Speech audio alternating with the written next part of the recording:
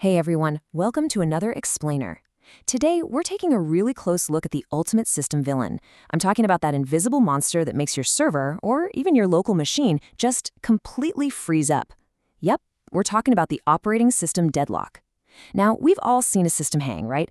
But today we're going to pop the hood and break down the sheer, brutal logic of this digital gridlock. Here's a quick look at our roadmap for today. First, we'll cover the anatomy of a deadlock, then visualizing resource allocation. From there, we'll look at strategies for handling deadlocks, dive into the banker's algorithm, and finally, wrap up with detection and recovery. Let's get right to it. Section 1, Anatomy of a Deadlock.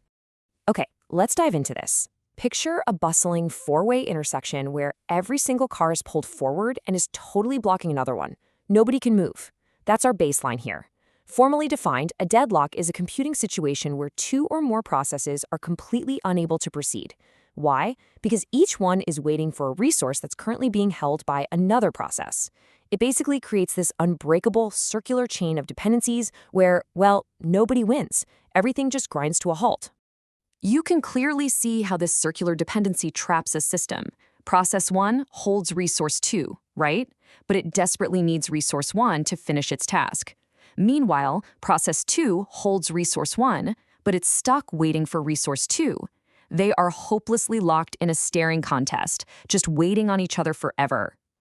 Now, for this absolute disaster to actually strike, 4 specific ingredients have to mix at the exact same time.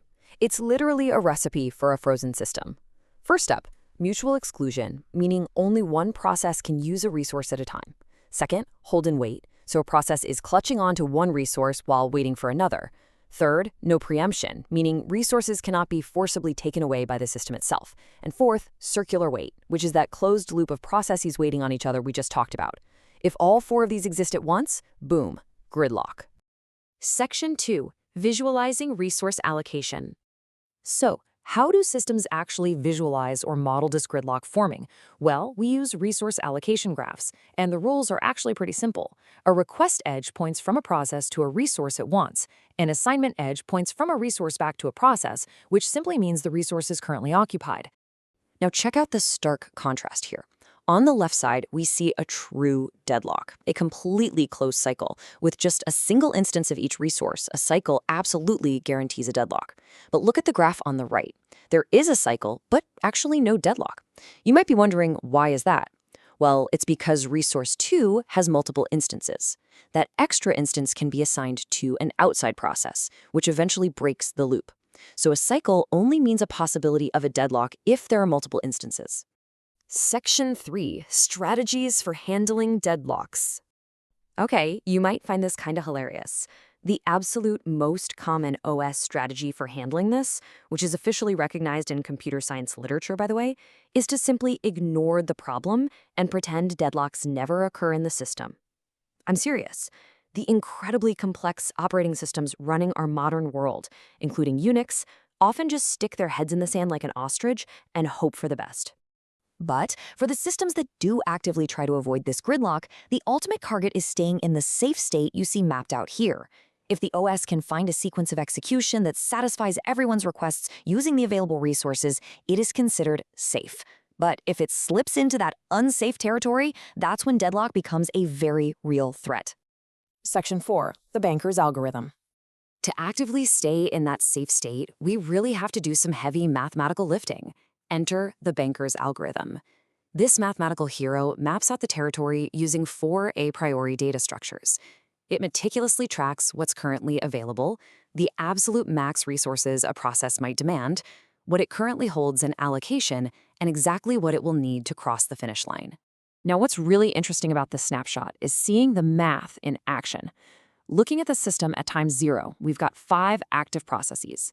The algorithm tracks exactly what each process is currently allocated across 3 different resource types, A, B, and C. It tracks their maximum possible demands, and of course, that tiny pool of available resources the system holds in reserve.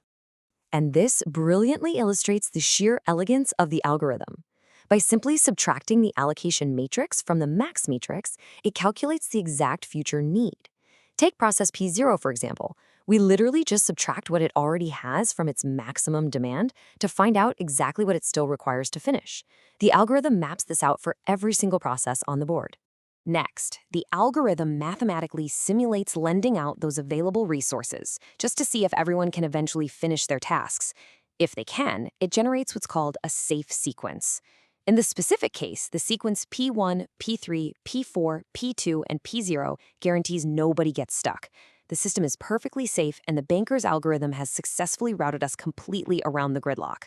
Section 5. Detection and Recovery. So what actually happens when systems allow deadlocks to occur and then just have to clean up the mess afterward? First, the OS has to detect the problem. For single-instance resources, it simplifies that messy resource allocation graph into a clean wait-for graph. It basically strips away the resources entirely and just draws lines directly from process to process. If it periodically scans this wait-for graph and finds a cycle, well, a deadlock is officially declared. Once it's detected, the recovery tactics are honestly quite drastic. The system has to break the loop somehow. Option 1, abort all deadlocked processes entirely. Just wipe them out. Option 2, abort them one at a time until the cycle finally breaks. Or Option 3, resource preemption. This is where the OS literally selects a victim process, forcibly steals its resources to give to another, and makes the victim roll back its progress. It's brutal, unsentimental logic, but it's designed solely to get the system moving again. So what does this all mean? We've explored the complex math, the modeling, and these honestly brutal recovery tactics. But remember that quote from earlier? If literally ignoring the problem entirely remains the most common strategy for modern operating systems, are we ever truly safe from the gridlock? It's a pretty fascinating thought to keep in mind the next time you're forced to hard reset your frozen device. Thanks so much for joining me on this explainer, and remember to keep questioning the systems you rely on every single day.